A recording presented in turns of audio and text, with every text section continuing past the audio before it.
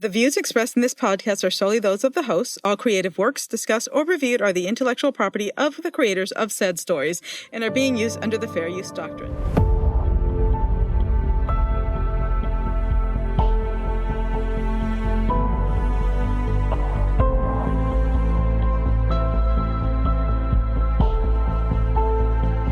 Welcome to Of Swords and Soulmates, a podcast where we read, watch, and discuss fantasy and sci-fi stories spiced with romance and ask, is this a kissing book? I'm one of your hosts, Mari, coming to you from the decadent southern lands, and with me I have Kelly.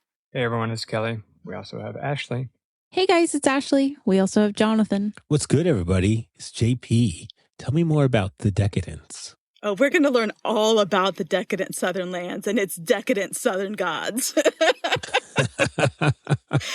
But for now, we are going to be discussing Swordheart by T. Kingfisher, which is where that comes from. But first, as always, some news. First off, exciting news. There's a new, non-vampire J.R. Ward book coming out. She's got 1 billion vampire books still coming out. I'm still never going to get caught up on those Black Dagger Brotherhood books. But J.R. Ward, who wrote the Crown of War and Shadow that we did an episode on, has released the release date and the cover and everything for the sequel to that. It's going to be called Throne of Frost and Flame, and it's book 2 in the Kingdoms of the Compass series, and it comes out April 6th of 2027. It looks really pretty, and the picture on the pages matches up with the picture on the pages of the first book, and she said the whole thing is going to be like an image. I like when authors do this because, so it gives them an opportunity to sell twice as many books. One for the art installation, so you have them facing the other one way. But then when you want to remember what book you're reading, you got to get a set so you can turn it around and see the spines. See, this is why I organize my bookcases by subject matter. So for me, for right now, that book lives on my dragon shelf and I have it turned around so I know what it is because it's the only one with that kind of coloring of my dragon books. Nice. I went with the whole, if it fits, it sits. And I just stick them on my shelves. Yeah. I can't believe these are I'll probably together. be getting to that point. It's getting a little out of control, but that's fine. I will make it work. There's not a lot I can say about the second book without spoiling the first book. It's definitely one where you have to read the first book before you read the synopsis of the second book. So if you haven't read the first book and you don't want to be spoiled, do not read the synopsis of the second book. Just read the first book. But it does look good and I'm excited. I'll be reading it in April for sure. Where does she find all this time? I don't know. I think maybe she's just been doing it for so long that she's really good at it. I mean, like she said, she doesn't take time off. Like we did the interview with her. She doesn't take time off. This is what she does. She has her schedule. She, runs, she writes, she eats, she writes, she eats, she writes. Like this is her like everyday thing. And I think she's taken her very hardworking background and personality and just applied it to being an author, I guess. I think one of the ways she said it was interesting too, is that she's not making up a story. The characters come to her and they tell her the story and she's just putting it down on paper. Yeah. So it's almost like the characters are within her are just dictating their story to her, which is interesting. It's very also she's got a whole bunch of Alexander Hamilton going on there. I swear that song was just in my head when I was asking the question. When I saw the book in our notes and I was like, how does she write? She's running out of time. I don't get it. I don't I don't understand. Her and Ruby Dixon are the ones that I will never ever get caught up on. Ever.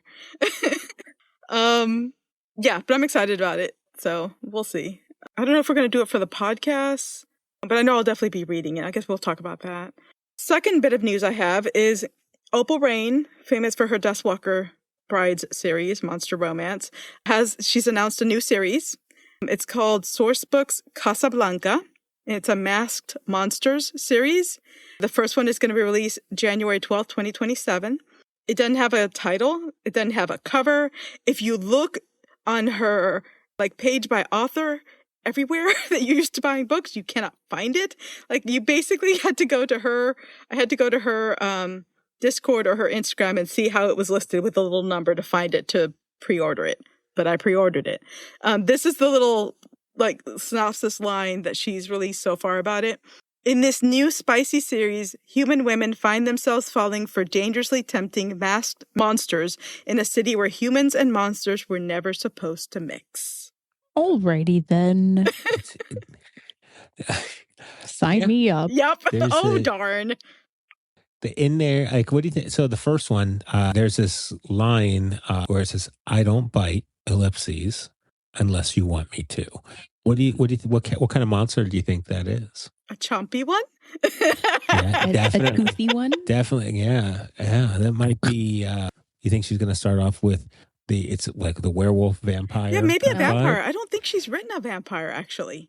I was going to say, I think she's far more original than that. Like, I'm expecting something new out of her. Like what, Chupacabra?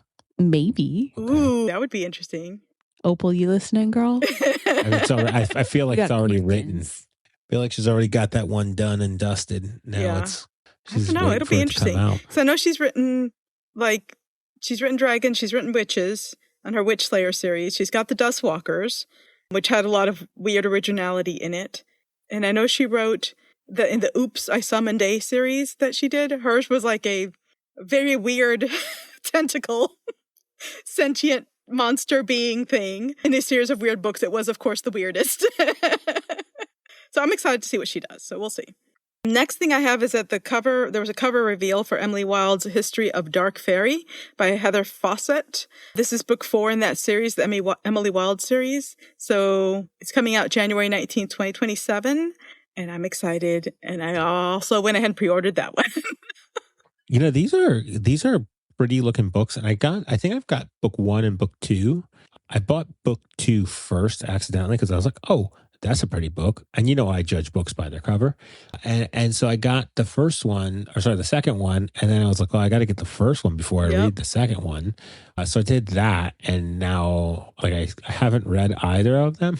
I think they make for very good listens. It's really good audio production, in my opinion. They make for better listens than read. I like listening to them. There's so much out here. Like, I have them, right? I want to read them. Like, I don't know. Like, I feel like there's just not enough time. And let me tell you, if you guys remind me next year when we're coming up with what we're going to read, that and like the first Ice Planet Barbarians would be really good books to read in like January, February in the cold months that we have in the South here. The cold months, because they're both kind of icy based. Okay. I've read Ice Planet Barbarians, the first one. I didn't get past the first one, but I did like it. Like I was like, oh dang, yeah. But yeah, no, I would like, yeah. Hey, listen, if Kayla's cool with it, I'm down, because I've been kind of chomping at the bit to find a way to fit them in there. And I have upped my speed. I'm at 2.8x right now. The fuck? How do you remember anything? So that's got to count as word skipping now. It does not count as word. I don't believe when you put it at regulation speed, it is like painfully slow. Yes, I do believe that, because I started listening. I've bumped myself up, Jonathan. Not that it's a competition, but since you bump it up all the time, I'm like, let me try a little bit faster. So some of the ones that I've listened to, I am now fairly comfortable at a 2.0. And then if I have to go to 1.0 for some reason, I'm like, oh my gosh, they're speaking through molasses. Right, yeah. They're just trudging through it. I think like the more you do it and the more you listen to it, your brain just kind of adapts to the speed. So I could not have gone to 2.8 last year. That would have wrecked me. But I started one today on 2.8, and I was like, because I read this book on 2.8, and then I started another one today, and because sometimes it's just the narrator speaks super slow, so when you bump them up, it's natural, or it feels more natural, because their cadence is slow to begin with. But anyway, so when I put it on today, I was like, I hope I don't lose control of this book. And it's like, sometimes it is like trying to wrangle in some stuff. And I felt comfortable. So I'm letting it go for now. And we'll see what happens when I put it on later tonight, what goes on with it. So we'll see. The last little bit of news I have is that there were some AI allegations against H.M. Wolf, who wrote Daggermouth.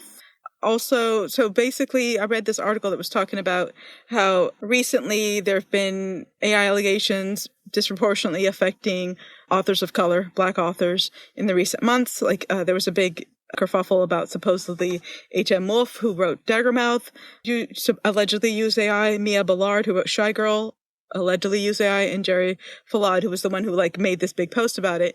And it's interesting because the author who spoke about Daggermouth that broke the story, and I'm putting this in quotes, broke the story, their article itself doesn't pass the test, and the test is this AI program that they wrote, but also Pride and Prejudice doesn't pass the test either.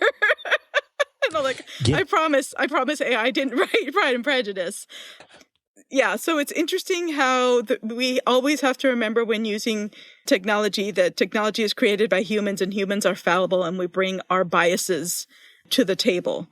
And we have to take that into consideration in all the technology that we use. And we have to use our brain, and we have to use our hearts, and we have to pay attention to what we're doing and what's actually happening.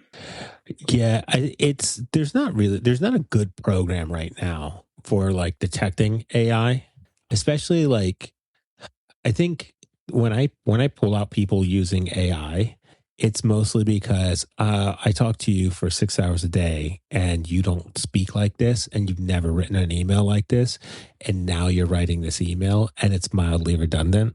That's AI. You know what that? Okay, that's AI. I can call that out. But when they have it's a challenge. I think I saw Sarah from Hissin' and Kissin', I think. Oh no, it wasn't. You know what sucked me into it? It was you and Sarah posting about my mortal enemy, HHN, and Ozzy Osbourne. And I guess mortal enemy. Sorry, I got to keep it in. So Jack Osbourne accused he accused a journalist of writing a story writing a story using AI. And she was like, no, I write it in Google Sheets and it tracks every change that I make. You can see it word by word. And he put it through an AI checker. So I was like, oh, yeah, I got you. I think it's good to be skeptical, but we probably, without definitive also proof, use common sense. Yeah. We can't point fingers without definitive proof. Right. And you can't just cause people to lose out on contracts or publishing deals, et cetera, based off an allegation, especially when it's disproportionately affecting artists of color. We need to be aware of that. And why is that happening, and that is not okay. Yeah, that is our biases as a society coming out in the technology that some people have elected to use. I don't know anything about these authors. I know Daggermouth is supposed to be very well reviewed. It's supposed to be a really good book. I haven't read anything by H.M. Wolf yet. So I don't have any opinion on the actual work. I just know that all these authors deny using AI. In hindsight, too, H.M. Wolf was actually at Villains and Vixens, I know. But she was only there on Friday, and I didn't realize it. It was definitely a missed opportunity. Yeah, same. I thought that too. That's all I have for news. Do you guys have anything? I don't have any news. Okay, that's fine. We have a wonderful book to talk about. So we're going to be talking about Swordheart, and we chose this book because I've been trying to get us to read this as a podcast, as long as the podcast has existed. This is one of my favorite books by one of my favorite authors. So yes, I love this book.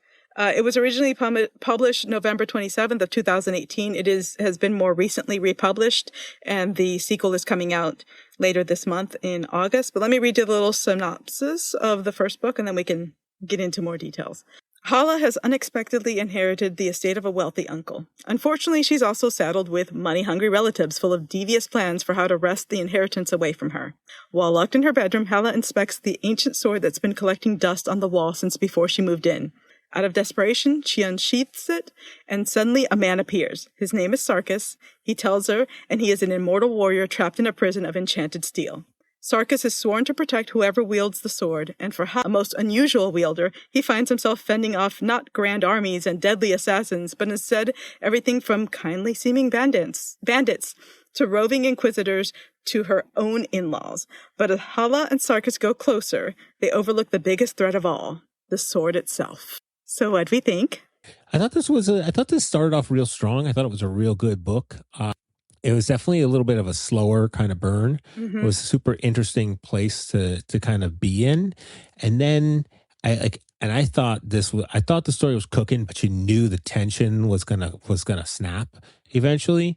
And I just didn't like how it snapped, where it snapped, and like it just happened a little late in this, right when I thought the story should wrap up. It broke, and then it didn't get put back together super well for me. So the third act breakup was a little bit too late in the story for you think? yeah, when she gave up, when she was like, "Fuck out of here, give you up," kind of thing, and it was very much like Aladdin kind of vibe is what I was getting. Like she was trying to get there, but then couldn't quite get there, and then it came back to bite her in the ass. But then it was like, oh, okay, cool, we can fix this situation. I thought it felt kind of stretchy to me. Would have rather gone on. It needed to happen because it's very much like happily ever after way too soon. So that tension had to get set and then break. I also didn't think like the vibe of like why she got pissed off and walked away was super relevant, right? I feel like we had bigger problems. Yeah, I think they just honed in on. I think they used his pre-existing crimes as the catalyst that's the nail in the coffin for the breakup. But all that stuff happened like way before like it didn't. There was no bearing. It's like if you came to me and you were like, "Hey, you know what? In the Revolutionary War, I fucked up." You know, I'm be like, "Oh, okay, bud." Yeah, I think she felt lied to. I think she trusted him, and then it broke the trust. And I think that's what, maybe like made her overreact about it. Plus, I think the way Sarkis is, the way he presents things, made it seem like a bigger deal than it was. Because Sarkis, as a sword, is so ready to fall on his sword for everything. So yeah, I think it was a combination of things. There was definitely a good thing to have some time together so they can learn how to communicate. What do you think, Ash? Yeah, I liked it. It felt a little long. Like there were a lot of side quests. And I don't know that it needed as many. I mean, I guess there was definitely some trust building along the way so that the trust could crumble with the climax of the third act breakup, right? But the breakup part felt a little forced. I will say that the ending caught me because in the back of my mind, I knew this wasn't a standalone, but I don't think I expected it to end like right where it was kind of like that Rebecca Yarros book that ended, like a quarter of the page in, you flip the page and you're like, oh shit, this was the last page. Yeah. It kind of felt like that. Like my heart kind of dropped out of my chest and I was like, what do you mean the second sword? And so I had not been emotionally prepared for that. I had been expecting more growth or, epilogue, whatever between them. Yeah. But it was a very good book. I definitely laughed. I thought her flavor of tism was absolutely hilarious. I loved her nervous questions and rambling. I loved seeing that in a female character as well. I don't think that's always done as well as it was this time, if at all. I really enjoyed Zale. Is that their name? Yes. Zale. I really enjoyed Zale and their kind of like just rational, like not even bland. It was just like the deadpan. Very matter of fact. Their flavor of tism. There was a lot of tisms rolling around in this book. Mm-hmm. It was a delight. I enjoyed reading it. It felt a little long. I even enjoyed The Paladins. I know you gifted me one of those books. I've not read it yet. I kind of enjoyed just kind of like, the jock paladins that still came to the rescue. I really enjoyed the Knoll. There were a lot of really good side characters. And I love a side character. Yeah. I love that the Knoll talked about themselves in the third person and their ox in the third person and how he's just like constantly just like humans can't smell like duh. Like Yeah. Of course, I know don't know things you why don't know. Kingfisher doesn't have t-shirts that say that, because I would buy all of them. Humans can't smell, and I would wear that all the time. Can't smell. Like, there was quit a lot twisting your of whiskers. chuckling. Yeah, there was definitely some, comedic relief in the knoll. Better not shoot that crossbow close to an ox. And it's not even my ox or the ox, it's an ox. Yep. And I think I was fortunate because I alternated between listening to the audiobook as well as reading it. And the audiobook definitely added to the characters' personalities, which was very welcome as well. Yeah. Well, I will tell you that when I first read this, and for a long time, I feel like the first few times I read this, the epilogue was not in there. So I believe it was basically marketed as a standalone for the longest. It was like a standalone book, a good standalone like fantasy book or fantasy romance or romantasy or whatever, genre you want to put it in. It was a standalone for the longest, until it was like all of a sudden, oh, wait, there's this Daggerbound thing coming around. Kelly, yeah, what do you think? No, I was going to say, I could definitely see why it's not a standalone. Like, there's some loose ends, obviously. Because, they're not just going to live on with him in the sword. Like, it's a liability. Yep. Okay, sorry, that was it. No, you're good. You're good. Kelly, what do you think? It was a great book. I mean, it's funny. It's, lighthearted. I think the pacing is very good. It moves fairly quickly. This book is essentially, when people talk about role-playing games like Dungeons and Dragons, there seems to be this assumption that it's very serious, that everybody's playing like they're Lord of the Rings and everything's 100% serious, whereas more like every role-playing group tends to end up like this, like Monty Python almost. Yes. And this is exactly what an adventuring party in a role-playing game that's being played by people would be like. Zany, ridiculous things happening, hijinks, etc. Poor choices. Poor choices. Poor choices. Yeah, people getting flustered. Absolutely. That's what made the Chris Pine Dungeons and Dragon movie so good, was that it was not trying to be a high fantasy movie. It was a movie about what a bunch of people playing Dungeons and Dragons, their characters would actually be doing, the dumb things that they would be doing. Yeah, absolutely. I think that there was a lot of funny little Easter eggs throughout the book that were fun. So overall, I thought it was a really good book.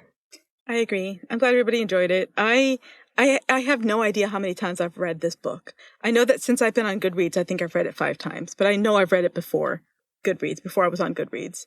But this was actually the first time that I listened to it. So I've read it a bunch of times, but this is my first time listening to the audiobook. And what I opted to do, for those of you that don't know, so this whole book takes place in what is known as T. Kingfisher's World of the Temple of the White Rat. And it's actually 3 series.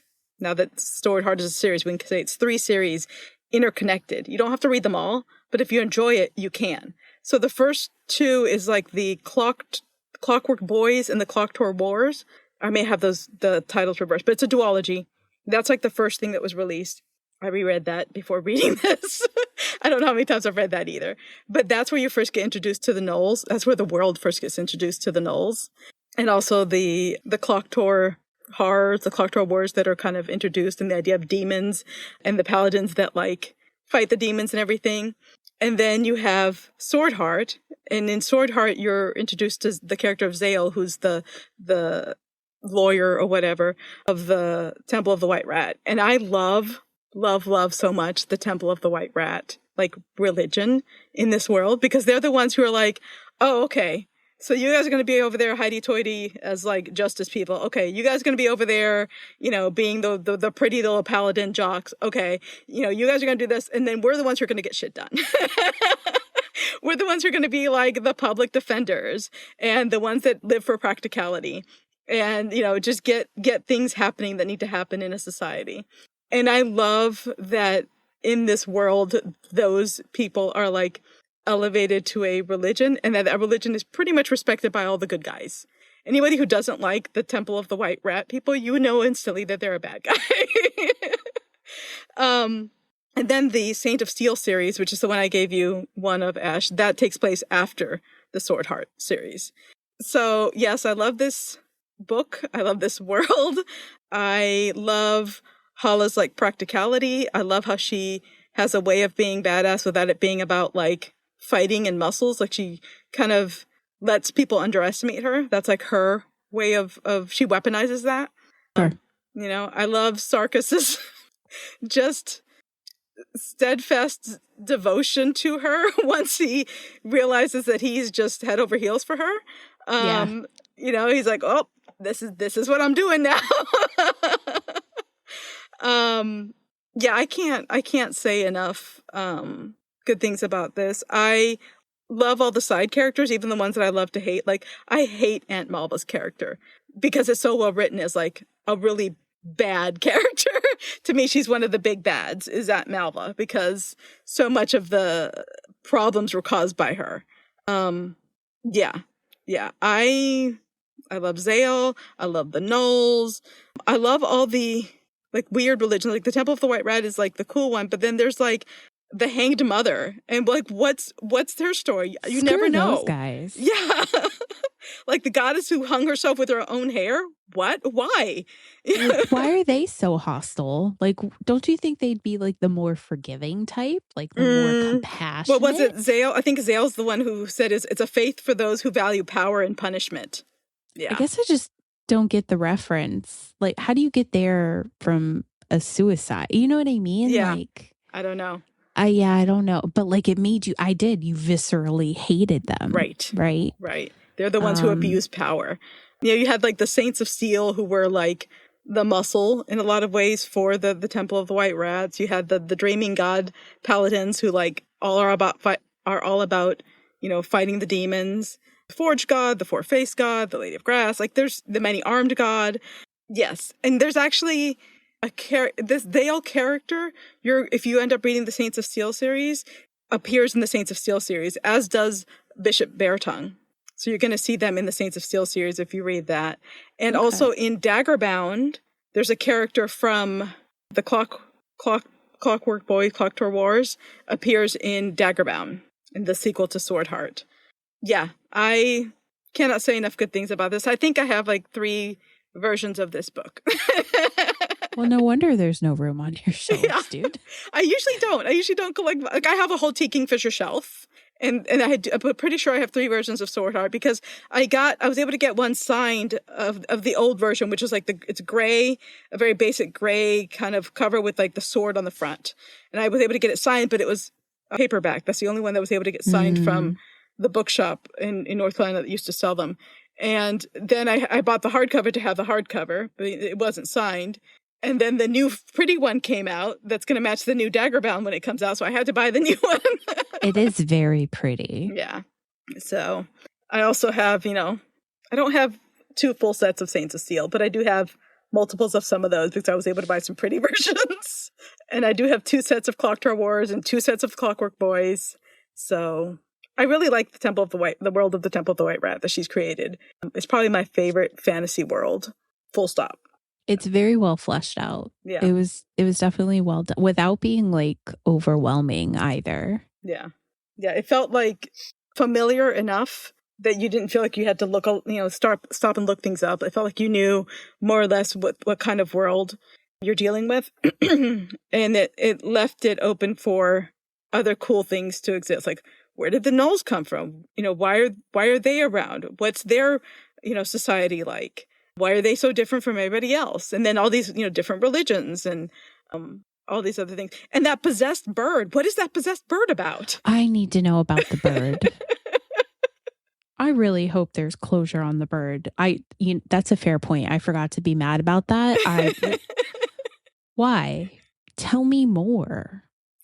Who knows? The world may never know. Or maybe we'll find out in Daggerbound, or maybe we'll find out I assume there's going to be 3 of them because there were 3 people that Sarkis talked about being in the swords, his 3 main people. So I think it's going to be Daggerbound and then one other one. So who knows? Maybe we'll find out about the curse. I shouldn't say possessed because they did make a point of saying it wasn't possessed. The cursed bird or whatever. Yeah, I need to know about the bird. Inquiring minds need to know. That's definitely that's a huge loose end. Like there's no context there. And that's one thing that I believe, in my opinion, T. Kingfisher does really, really well in her fantasy, in her fairy tale retellings and in her fantasy. She does this like, all right, humdrum, you're reading about this fantasy world. And then she'll put like 1 or 2 tidbits in there that are straight up horror. And they may never get explained. Ever. Like the slimy things in the woods. What is that? This cursed bird? What is that?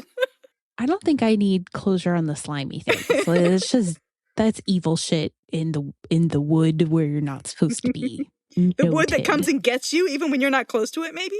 The vagrant hills? Yeah. That makes sense to me. I don't have questions about Slimer out there living his best life. But the bird? Does the bird have a name? No. No, he's just the bird. Just the cursed that eats bird. Chicken. Mm-hmm. We'll eat anything. Yeah. All birds will eat. Have you been chickens to will eat Disney chicken. World? Just people like, throw turkey legs a out. Very specific like detail. Yeah. That was added in. I need to know. Have you guys read Nettle and Bone? Mm-mm. There's a very horror thing in Nettle and Bone too, even though it's not a horror book. Go ahead, Jonathan. I'm sorry.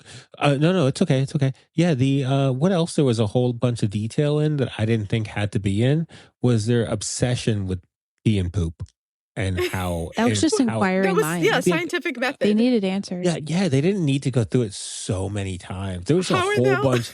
That's experimentation, my dude. I read that book at like 2.8 and I thought it was long. I can't imagine reading it any slower and having to hear more about, well, okay, stand on your head and piss. Jonathan, this is what it's like sometimes when you get 2 people with certain interests who will blabber on and ratchet themselves up. I am sure that someone who could give 0 craps about books, listening to us talk about books, are probably thinking the same thing. Like, oh my God, it was a good book. Fine, move on. You know? I'm picking up what you're putting down. I was on a meeting this last week, and somebody wrote an Excel formula, and I was like, well, how are you handling leap years? And then he told me, I was like, oh yeah, it's good, but also, like there's every once in a while we skip a leap year, and then we went into like the whole leap year. Everybody. Everyone was like, I didn't know we skipped leap years, and I'm like, yeah, there's a formula for it, and they were like, so I'm picking up what you're putting down. Even though like I'm like, okay, yeah, I might be in that testing phase. Okay, we gotta get this variable. Okay, cool. All right, get the bread. All right, okay, awesome. But like. And I feel like they went down that road because then the moment when stuff went spicy, he was like, I don't want to put a baby in you. But I was like, no, we did the testing. I know. We know where this is going. Yeah, I feel like this is not going to be a danger at all. Yeah. But only if they sheathe the sword. He's going to sheath the sword. After sheathing the sword, if you know what I mean. But now they only know because they did the pee and poop testing. Right. Up necessary. That's all I'm saying. Science. Scientific method. I like that he shared stories about like, yeah, I had a wielder one time who used to like to fucking cut my tongue off. Over and over and over. Yeah. Like, come on. That's you. Well, I mean, that's some of the darkness that you'll be reading a T. Kingfisher book, and it'll be like not a horror book, and you're like, oh, dum. And then, what do you mean he cut your tongue off over and over and over again? You know, or what do you mean, like when he was at the end when he was given to where like I think it was Nolan that had him. He was like, "What are you gonna make me do? Cut my arm off?" And he like put his hand there. Cut my dick off. He put his dick there. Like he was just like, "There's nothing you can do to me that hasn't been done already over the hundreds of years that he's had." Like. Horrible, owners or whatever. So when he said that, like, he was like, "What are you gonna like?" He pulled his donger out and then slapped it on the table, and then was like, "Ooh, I should have done it. It's getting kind of cold." No, he just wasn't going to leave it out. I was like, "This isn't." He's like, "This is starting to shrink up a little bit." I was in the pool. That's all I heard when. But like this is the practicality that T. Kingfisher brings to it, and like the sort of humor that she brings to it, where it's just like it's not this grandiose thing. It's like, okay, gestures, but then also things get silly after a while. Like, let's be real. Yeah. So. Hey, let me ask you an off the wall question here. Mm-hmm. Have you read A Wizard's Guide to Defensive Baking? I have, and I love it. It's also one of my favorites. Not my favorite, but it's one of my favorites. It's a middle readers, middle grade. So it's written for like, I think that like 12-year-oldish 11, 12-year-old range. I believe that's why he's attracted to it. It's such. I read it every year in the fall, going into Christmas. It's such a fun story. It's basically a there's like magic is real. There's witches and things, and this girl is in a family of like people who are magic, whatever. But her they also own a bakery, and her only magic is she's got a familiar. You know how witches have familiars. Her familiar is a sourdough starter. And she can like make sure that she can like convince dough to not burn, to cook right, etc. That's her power. And she ends up having to use that I'm not going to spoil anything, but in a way. Don't spoil. I just bought it. Don't spoil. I'm not. In a way to like, it's going to come into play. Like her power, which is a nothing, power supposedly that nobody cares about, that she, belittles herself over, ends up being something that is of use. And it's this idea that like everyone is essential. Everyone is useful in some ways, and everyone deserves to, be happy for what they're good at. It's a really sweet story, but even though it's written for that younger age, it's still a very good T. Kingfisher story. Like I said, I've read it multiple times. I do enjoy that one a lot. Yeah. It's nice. At least for me, I don't know if you like gingerbread or not. My only downside of that is like, I have to have gingerbread cookies already in the house because it makes me want gingerbread. I don't know if I'm not a super duper gingerbread. So you might be fine.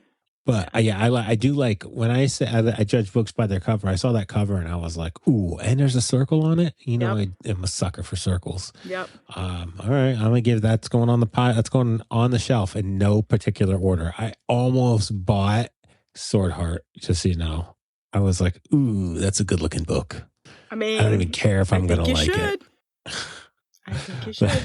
But he's out biased. of shelf space. I do need more shelves. Put off that table. You put it over there. I think there's only like with your toes. Other than her horror books, which I'm not as enamored of T. Kingfisher's actual horror books. They're fine. They're just not my favorite. But like excluding her horror books, I think there's only like 2, maybe 3 books of hers I haven't read and don't have, because I think I have all of her other ones, if not multiple copies of. So this is why it was such a big deal to me last year at DragonCon that I got to meet her. I was just like, oh my God, I stand in line for nothing. And I stood in line for like almost 2 hours for her, and I did not care. So anything else we want to talk about this book before we wrap it up? I don't have anything else. Okay, so then not the last question, but a big question. Is it a kissing book? I think I'm going to say yes, it's a kissing book. I feel like he was more defensive of her, not because she was a wielder, but because they enjoyed each other. And I feel like she was also in love. Also, I feel like, I think it's kissing. I'm going to say yes. Okay. Final answer. Ashley's going to. What do you guys think? No. Okay. I don't think it's a kissing book. I think if the ultimate goal was Hala getting her inheritance, it was achieved without them being together. He was going to see her succeed, regardless of their feelings towards one another. It ended the way that it did because it ended up a kissing book. But the original primary goal of her getting her inheritance was not required. The romantic interest was not a requirement of that. Kelly, what do you think? I don't think it was technically a kissing book because he did what he was doing because he was obligated because she was the wielder of the sword. Okay. I think it was a kissing book. And the reason I say that I think it's a kissing book is because I think that they probably would have separated earlier on when she thought she was safe or whatever, maybe at the temple or something, if they didn't have the feelings for each other. And I think if they had done that, then the plot would have gone differently. I don't think we would have had the same story. So that's my thoughts on it. Nah, he took one look at Zale and he was like, "Oh, gotta go back. Not done here." Okay, so the reason I was kind of sketchy about saying it's the last question, I don't think it's the last question, because I came up with a thought earlier today when I was coming up with this outline. All right, so readers, I think all of us here know, but readers, if you don't know, there's a thing called SOR, which is sentient object romance. And sentient object romance is where a main character has a relationship or falls in love with a thing that was sentient. And in all the ones I've read, they end up being like actually, they were a blah, blah, blah that was enchanted as a blah, blah, blah. Do we think that this book is a sentient object romance? Interesting. That is a very interesting question. So as I read it, and I've been into like some SOR, lately. I've been into that lately, trying to explore. I got some stuff I got to read, as a matter of fact. I didn't read this book as a sentient object romance book, but like in hindsight, when she's talking about like he is the sword, and like when she talks about like his muscles and like kind of, she's like, oh yeah, it feels kind of human-y, but then like it's kind of his muscles. He's got silver scars and all this stuff. Yeah. I'm going to say, hey, Mari, let me 72 points to you for such a great question for right off the bat. Gold star. Yeah, it's a gold star day. Thank you. I think this is a sentient object romance. I got no shame. Yeah, I think so too. I'll fuck some swords. I mean, yes, maybe love edit that out. sword. Edit that out, Kelly. Don't put that. Sword. Don't include that in there. That's gonna be the highlight. I didn't mean it like that. That's gonna be the clip. That's the clip. I'd fuck some swords. Dang. As a medical professional, please do not do that. I mean, it has a flared base. Flared base, people. Do not do that. Ooh, I didn't mean it like that. My bad. So, Kelly Ash, is it sentient object romance, would you say? I don't think I have enough experience in SOR reading. Not that I'm judging. I just haven't dabbled. I think in my head, SORs require the thing to be aware and like talking as the object. So I think that's where I'm kind of like in the gray area. Right. Same. So like the cucumber is chatting, right? You don't know. The cucumber doesn't. It doesn't. You got to read. No, but the cucumber is aware. The sword is not hopping around. Yeah, doing stuff. Right, and the sword isn't aware of what's happening, right? The sword isn't aware of what's happening when Sarkis is in the sword. Not really. He has no he has some awareness. You're right. Okay. So, good but points. the Kool-Aid pitcher. I didn't read that one. The Kool-Aid man. The Kool-Aid pitcher is like anthropomorphic. That's the word I couldn't think of. In the story, right? And it like can go out and has like a real job. Is the Kool-Aid man the pitcher or the liquid inside it? Yes. Oh yeah. I have not read this. I have zero knowledge. Yeah, it is. It is, and he's got a flavor. Okay. Does he have different flavors depending on his mood? It's just red. There's so many questions. Depending on the packets. You should read the book. You should read the book. I have a copy over here if you want to read it. It's autographed. Well, I was just thinking earlier, I was like, I've always told people like my first sentient object romance was Very Valentine's Unhinged. And then I was sitting there today, I'm like, oh my God, was Swordheart a sentient object romance? But now that you guys break it down, I think maybe it wasn't. I think we need more polling. Yeah. I don't know that I'm a good reference point. Maybe we need to put a poll out there. Let the listeners and readers say. Let the people speak. Let me pitch one more piece to you. I bought Pattern Recognition by Vera Valentine, thinking, I haven't read it yet either. I was thinking that it was an autistic book, but it is not. So I'm thinking that the Pattern Recognition, which is about like a textile, is sentient object. I'm thinking that they transform. I don't know if it's just the pattern, but this is going to be interesting. So yeah, I guess put a poll out there. Put it with the people. Yeah. I think the latest sentient, excluding this book potentially, the latest sentient object romance book I read was Hayseed by Vera Valentine. Scarecrow coming to life, defending a chickie. So it's very anthropomorphic to me. Like just out there walking around, talking. But like Unhinged, the door was not. Until it was like a fully fledged being. Yeah, it's interesting. It's interesting. I'd have to maybe read what some of the definitions are.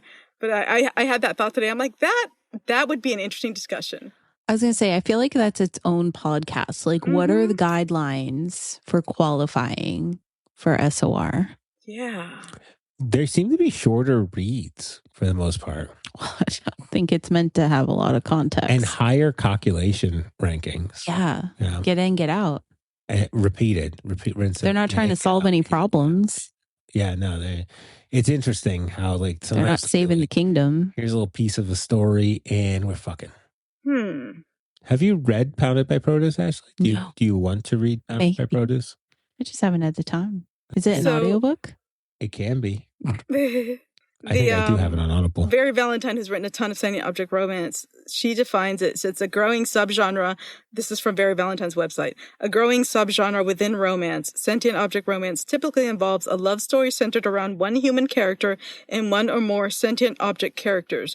These are items or concepts that do not typically have human-like thoughts, a voice, emotions, etc. I personally describe it as the intersection between absurdity and romance, a type of tale that pokes a little fun at the interactions between characters by inserting an element of the unbelievable. Interesting. It says objects can remain as is or transform into more human-like shapes, often retaining some of their original characteristics in the process. Like silver scars? Yeah. But but is it still just a single item so that when they transform, it's the human? Or when they transform, they come out of the thing that they're in? I've read multiple ways of it being done. Okay. Yeah. Maybe we should ask Vera. Yeah. When are we going to see her again? Just DM her. Are you going to see her at... Villains and Vixens in Texas that I bought tickets to. I'm going to go see Ruby Dixon. I was going to ask. I'm so excited.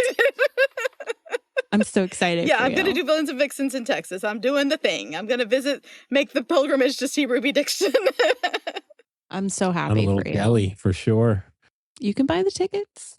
Yeah. It's like 2 weeks before she's Kansas. a ticketed author there? Do what I now? don't know that's been She's a ticketed author? I believe she is. So I know someone who often works for her, like assists her stuff. And I asked her opinion if like she thought that a general admission ticket, would be enough to be able to see and get in line and see Ruby Dixon. And she said that she thought it would. So long as like I prioritize it the first day. So that's my plan. I did the general admission, and that's just going to be she's the only author that I'm like going to focus on, and everybody else will come after that. Because the rest of the people that are there, I pretty much have seen in other places and do travel. So a lot of really interesting people I'm still looking forward to seeing. I'm not dissing anybody else. I'm just, Ruby Dixon is going to be my priority because she does not travel outside of that area. Travel, yeah. So. That's so exciting. I was going to ask you. Yeah, that's, I'm a little jelly there for sure. I think it would be, she's a fun one.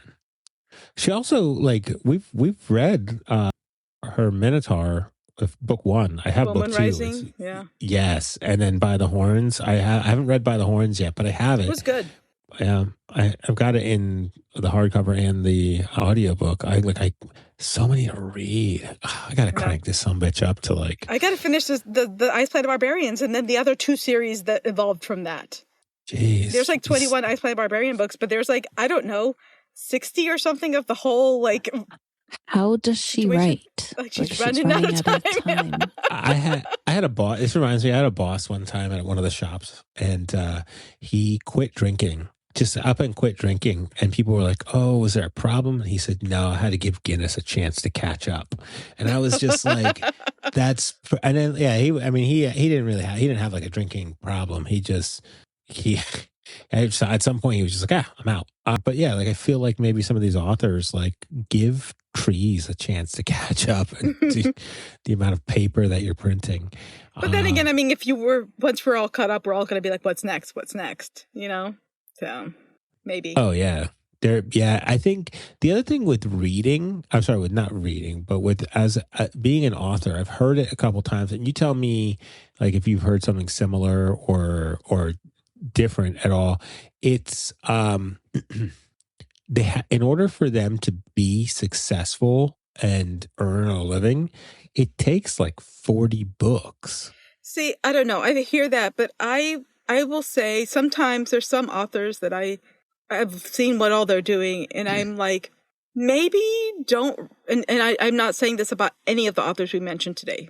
So I'm FYI, but like there are some authors who write a lot of books, and I'm like, maybe instead of focusing on writing a bunch of books, take some time and make the books you're writing better.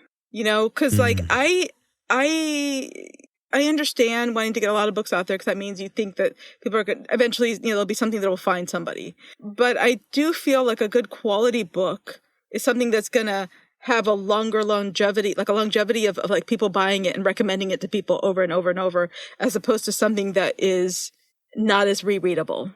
That doesn't have as much like either enjoyment or impact or memorability. You know what I mean? Like if I read a book and I'm like, and I know that I may be different for a lot of people because I know I read a lot of books, but like still, if I read a book and I'm like, did I read that one? Oh yeah, okay, it was fine.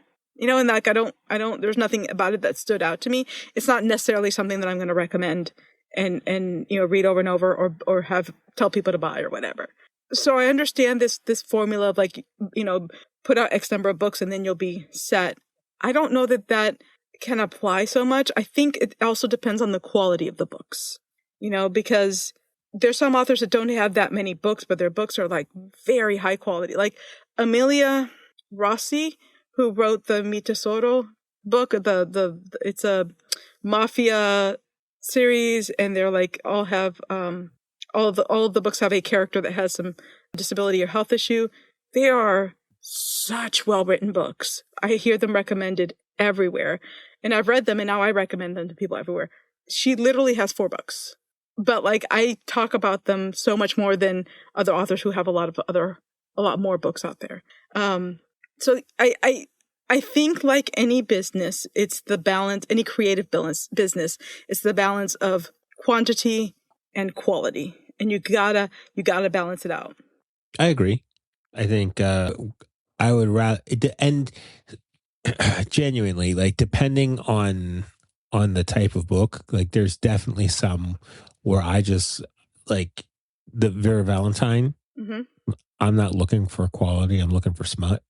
But like Ruby Dixon, I think she's a good like middle of the road. There's quality writing, and then there's still like it's still spicy. So I enjoy her books in that way. But I gotta say, like even with Vera Valentine, she's written a ton of sentient object romance. But like if I'm thinking about sentient object romance, or if I'm recommending that, Unhinged is still the one that always comes to mind. And it's not just because it's the first one I read. It's because it's, I think, a really good synopsis of like what sentient object romance is. And it's also a really good story. It pulls in freaking like Greek and Roman mythology that you don't expect in that book. And it really is got a lot of clever, like tongue-in-cheek little witty things in it that you did not expect out of this little itty-bitty short little sexy, smutty little novella. Novelette even. I don't know if it's even long enough to be a novella. For the listeners, it's about a door. Mm-hmm. Just a door that fucks. So just like I think part of why I like sentient object romance is it's super punny. Yes. Like it doesn't take itself seriously. Correct. Yeah. Sometimes we need that absurd.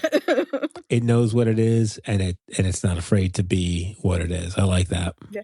Speaking of, last thing, and then I know we'll wrap it up. I'm sorry, I know we might be going long. Speaking of sentient object romance, have you guys seen the trailer for Wicker? I haven't, and I love it so much. I just bought GM Fairies Pinocchio one. Hard as wood, yeah. And so then when I saw that, I was like, oh, at first I was like, a real boy. I didn't know I didn't know what I was looking at. I was like, oh, this is I thought this was I thought the image was AI slop. And I was like, for Wicker, I was like, oh, that's AI slop. I don't really get it. I'm just going to ignore it and keep on moving. But I guess it's not. It's a real movie. Yes, it is. So here's my story. So I came home, had not even had a chance to put stuff down on the table. I still had like my work bag in my hand. And Kelly was like, have you seen the Wicker trailer? And I'm like, Wicker Man? Like there's a new Wicker Man? And Kelly's like, kind of. And then he's like, it's got Peter Dinklage in it because I love Peter Dinklage. I'm like, oh, cool. And we watched the trailer. And the more it went on, the more I loved it, the more I laughed. I cannot wait. It comes out the weekend we're going to be at Romantasy in Orlando. And I am going to go see it at the movie theater. My favorite comment that I've read so far was, damn, I knew it had to be a Skarsgård. I think it's and hilarious. It doesn't even matter which Skarsgård, but I'm so happy it's Alexander. I think it's hilarious that IKEA is doing marketing based off of it. Yes. Yes. Have you seen that? Yeah. Oh my God. Yeah. It's gold. It's absolute so good. Gold. And the internet memes, yes. it's top tier. And I love how just like people are like, yep, we're so glad this is happening. Yep. It's even, maybe that's just my algorithm, but damn. Yeah, so like people are sat. Yes. Kelly is like the green flag of all green flags. He turned me on to it. And then like, oh my God, I started looking up stuff on it. And then like the next day, Louisa from Grief Cat was like texting me about it. And she told me that it was like based off of a short story. I'm like, wait. So then I had to go find the short story. It's like 7 pages long. Read it. Good story. And then I looked more like, apparently it was first a musical. So it's a musical that they produced and debuted the year of the pandemic. And of course it got shut down because of the pandemic. So now it's a movie. And I'm just like, this is it. This is its year. This is the year of the Wicker. Did you see the UK trailer? Yes, I've seen all versions. I don't know that I'll pay to go see it just because I'm lazy, but I am stoked to see the reviews on it. Like dead ass stoked. Yeah.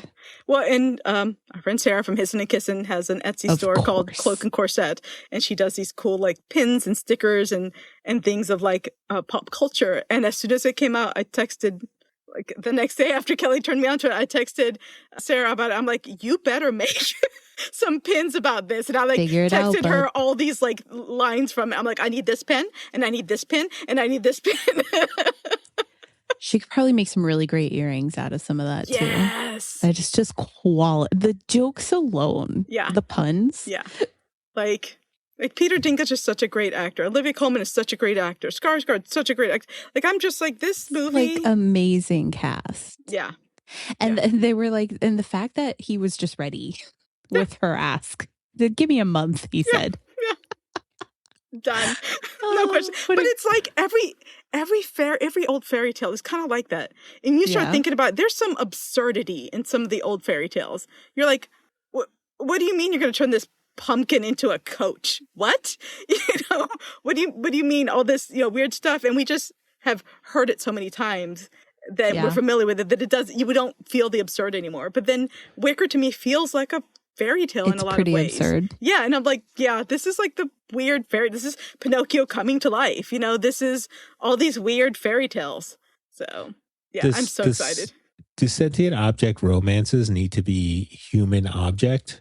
Or can it be object? What do you mean? Like what? Example? So Vera said it had to be one human. Okay. And one object. More objects, yeah. Or to be fair, or more. Okay. The thought process here was like Beauty and the Beast. Because I'm pretty sure that... Lumiere. Lumiere was doing some stuff back there for sure. And Chip is the product of Mrs. Potts. So there has to be, maybe there's a Mr. Potts somewhere too. You know what I'm saying? She brought her kettle to a bubble. Is Mr. Potts the stove? Maybe. Ooh, yeah, potentially. Yeah, potentially. What a time to be alive. There is a not Lumiere because they don't want to get sued by anybody, but there is a sentient object romance called Lit, which is a chandelier. FYI. Of course. I can't remember who wrote it. I want to say Nicole, the one who did the Hello Nurse one, but maybe not. But it's called Lit. Kelly, have you read Hello Nurse? No. Yeah, if you haven't read Hello Nurse, I'm going. It's not the Animaniacs. It's not the Animaniacs. Legally speaking, it's not the Animaniacs. Yeah, I think the next physical book I'm going to read is Monstera by Clover Holloway. It's any object romance with the Monstera plant. So that's my next SOR. I like it. All right, we ready to wrap it up? Yeah. Okay. Thanks for listening to Of Swords and Soulmates. Before we go, make sure to check out the show notes, rate, review, and subscribe to us on your podcast app of choice. It helps others to find us. Follow us on Instagram and TikTok at Of Swords and Soulmates. Check us out on our website, ofswordsandsoulmates.com. If you'd like to offer suggestions for a future episode, book recommendation, or discussion topic, feel free to reach out to us on the DMs of any of those options. If you want to read along with us as we prep for a new episode and get chapter by chapter, occasionally unhinged interaction, join our Fable app book club by searching for the Of Swords and Soulmates book club. And last but not least, we hope you'll join us in 2 weeks for our next episode when we will be doing an updated Book Convention 101 tutorial. Bye. Bye.